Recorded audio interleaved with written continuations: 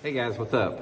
Welcome back here to today's edition of Advanced Bass Fishing, and really appreciate you guys coming by the channel to watch today's video.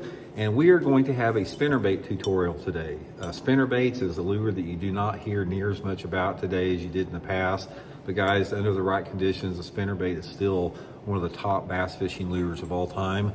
So what I want to do today is I want to sort of go through and just give you guys just a good spinnerbait seminar. We're going to cover a lot of different aspects of it, and really I'm going to talk about what works for me, things that have worked for me on spinnerbait fishing, as far as the type of spinnerbait in different type of conditions, and maybe how to set them up, some skirt stuff. So going to have a lot of good information in today's video. Also, guys, before we get started, I just want to remind you about our Fish the Moment lake map breakdowns that I build for Fish the Moment, guys. If you're looking for some good areas to get fishing, to get started on for your spring fishing coming up, we've got everything you need, man, for all the lakes across the country.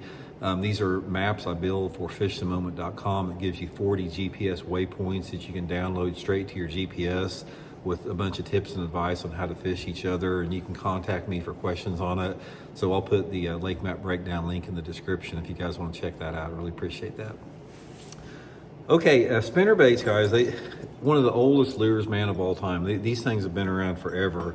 I think I remember seeing an ad back in the 1930s for this spinnerbait called a Shannon twin spin. That was actually a spinnerbait with two blades on it. And there's been modifications over the years, but basically, the spinnerbait stayed pretty much unchanged as far as how the bait is set up. Just a wire with a hook with two blades, one or two blades on it, maybe more.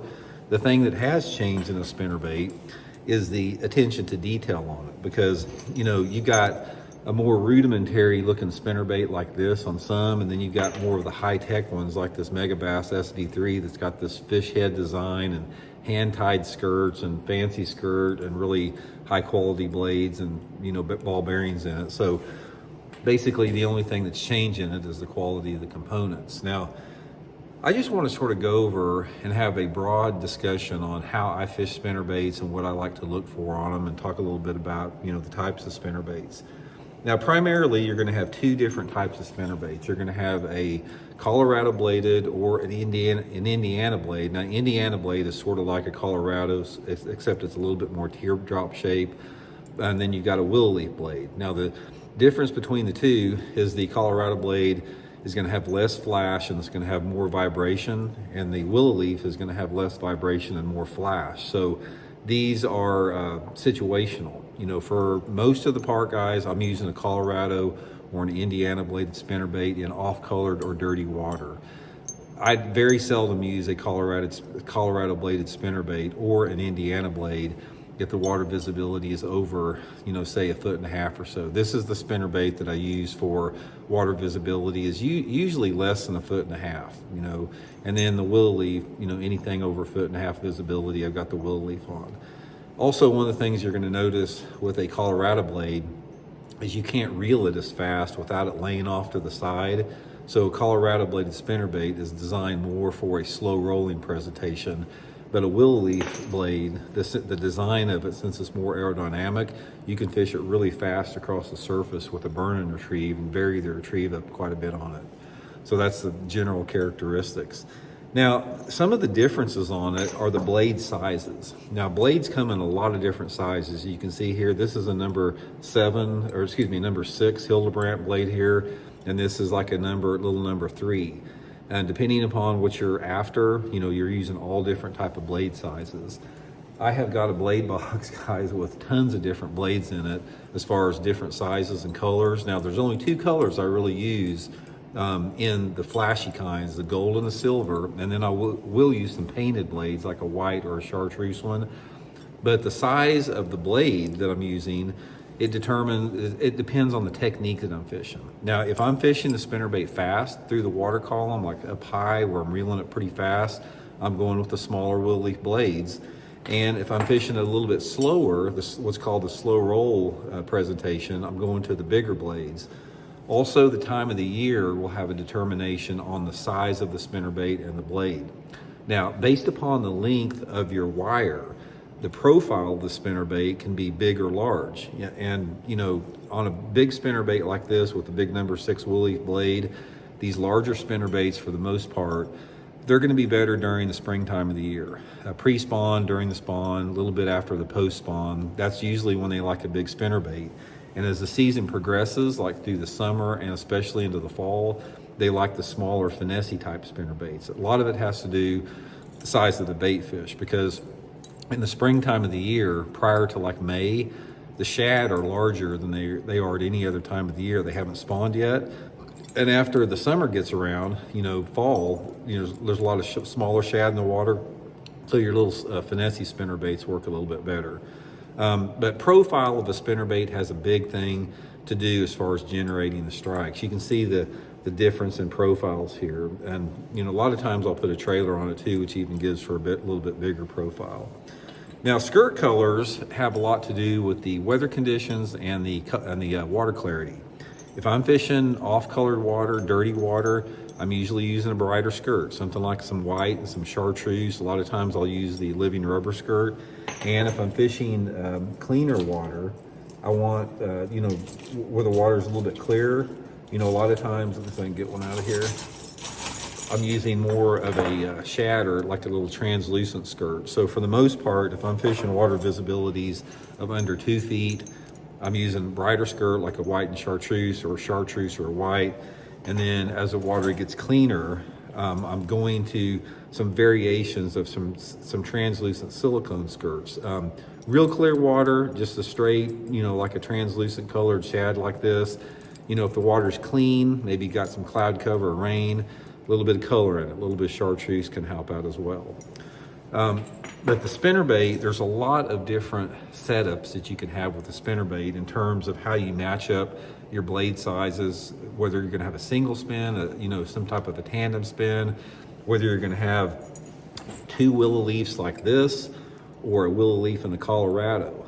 Now, the difference between 2 willow leaves or even 1 willow leaf is the willow leaves are not going to give you the lift on the bait.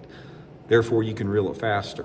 Now, as you put Colorados on the front of it, it's going to lift a little bit more, so you have to slow the bait down. So everything works in correlation as far as the speed of the bait.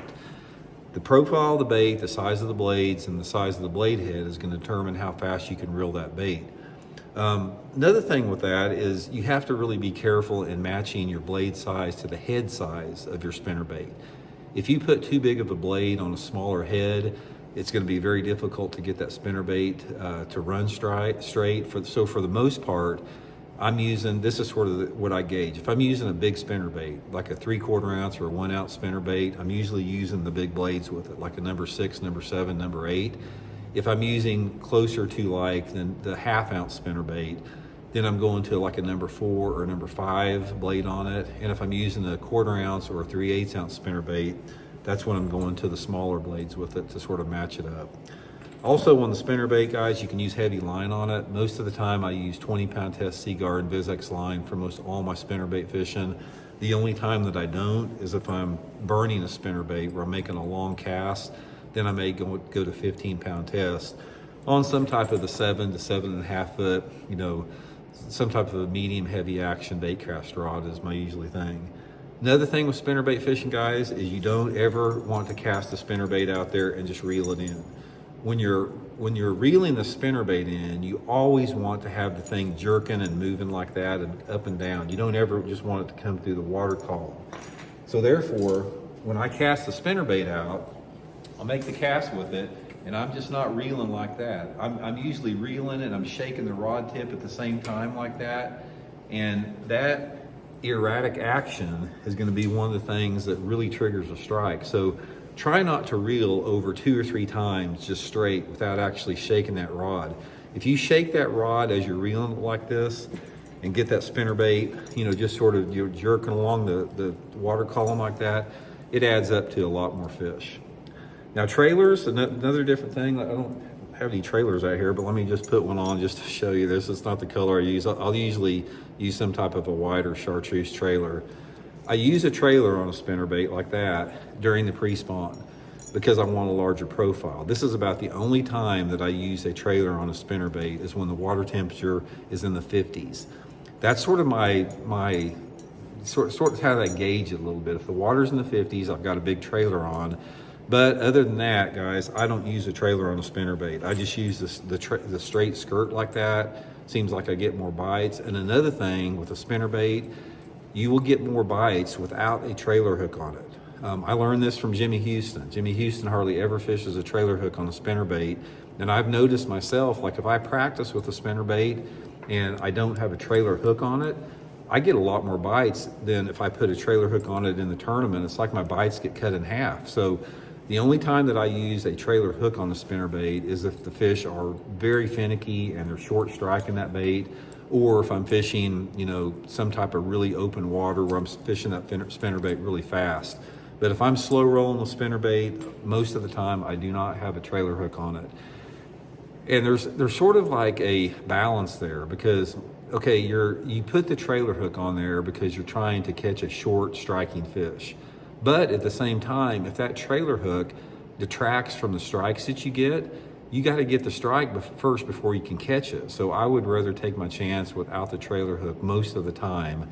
And I'm going to say, guys, that probably 90% of the time when they get a spinnerbait, or maybe even more, you're going to catch them on the main hook without the trailer hook part of it. You don't, if I, say for example, if I catch 100 bass on a spinnerbait and I have the trailer hook on it, I bet probably only 5 of those fish are usually hooked just solely on the trailer hook. They usually get the whole bait with it.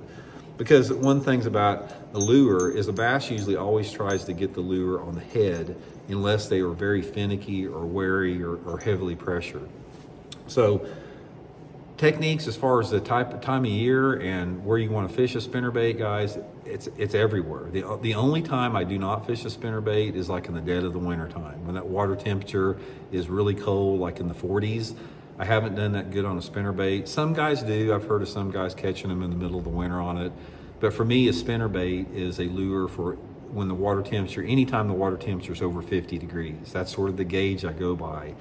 And you can't, the spinnerbait will catch fish in every water clarity. I've caught fish on a spinnerbait where it looks like chocolate milk, and I've caught fish like at Lake Mead on a spinnerbait where you have 20 foot of visibility. So it's a really versatile lure in terms of water clarity. One thing about a spinnerbait, guys, though, spinnerbait fishing is always better on a cloudy, windy day. That's usually what I look for. It makes a huge difference because bass have to be pretty aggressive to hit a spinnerbait. They got to chase it down. And if you've got some wind and some clouds, it's really going to help you out a lot. The only difference with that is if you're fishing specifically for smallmouth, like lakes up north that have only smallmouth in it, then the sun can actually be your friend with that. And you can throw it around anything, guys. There's not a single piece of cover where spinnerbait does not work. You know, shallow cover, open water, it just literally works everywhere. It's a really good bait. A lot of people don't fish them anymore. There's been so many other lure categories that have sort of taken over spinnerbait fishing that they don't get the traction like they used to. But under the right situation, guys, you can't beat them. And one of the things I'll tell you about it, and I've talked about this on my other channel, is a big spinnerbait, in my opinion, when you have a 3/4 ounce spinnerbait with a number 6 or 7 or 8 willow leaf blade on it, this is the #1 big bass lure. I don't care. You can have your glide baits, you can have your swim baits, all that type of stuff. Give me a big, giant hunkin' spinnerbait. I've caught more 7-pound bass on a big spinnerbait than any other lure out there. Here's the reason why. It's like, you know, yeah, a glide bait may attract giant bass, but you're not going to catch most of them. They're going to look at it, and you're not going to get many bites on it. A spinnerbait is a lure. If you get a bite on it, most of the time you're going to get it in the boat. So anyway, guys, just a wide-ranging talk on spinnerbaits. That's just some of the stuff that's worked for me. Give them a try, and I hope it works for you guys too. We'll see y'all later.